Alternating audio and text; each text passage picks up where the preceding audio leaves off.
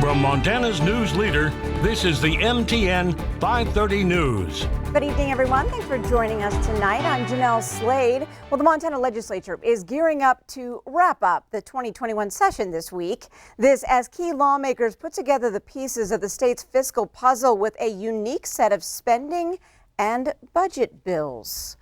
Well, as usual, the final bills crossing the finish line have to do with money. MTN's Mike Dennison tells us what that end product will look like. When the final vote is taken on the state's main budget bill, it will be more than $12 billion for the next 2 years. But House Appropriations Committee Chair Lou Jones says that could be an increase as low as 2.5%, the lowest in several sessions. Given that that's below the rate of inflation, it's actually a fairly impressive budget.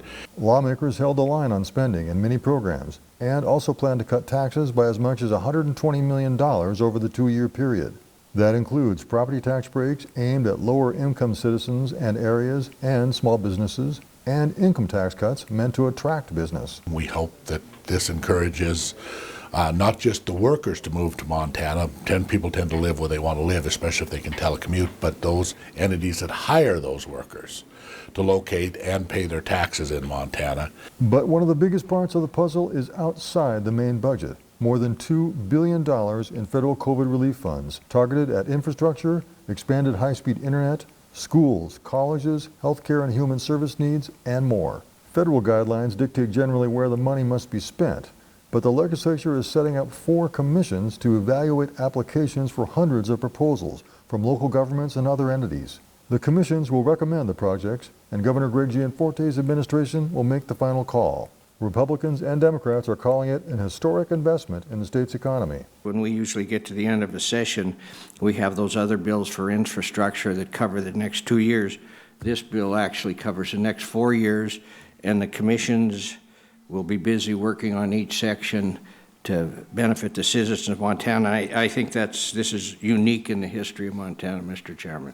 All in all, Jones says Montana is emerging from the pandemic in surprisingly good fiscal shape. Unless something suddenly surprises us in the next few days, we will leave Montana with, as we've done in the past, a very solid fiscal position and a very frugal budget. I know during this COVID shock, there's probably 45 other states that wish they were us. Will this be the final word on the current budget? For now, yes. But if Congress passes an additional infrastructure bill, Montana lawmakers may be back here to help divvy up another big pile of money. At the Capitol, Mike Dennison, MTN News. Thanks, Mike. Now, lawmakers plan to adjourn this session tomorrow or at the very latest, sometime on Friday.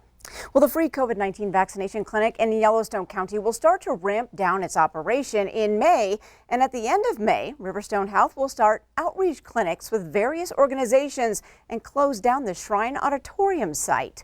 Q2's Mitch Laggy has more. Demand for the COVID-19 vaccine in Yellowstone County has steadily decreased over the month of April.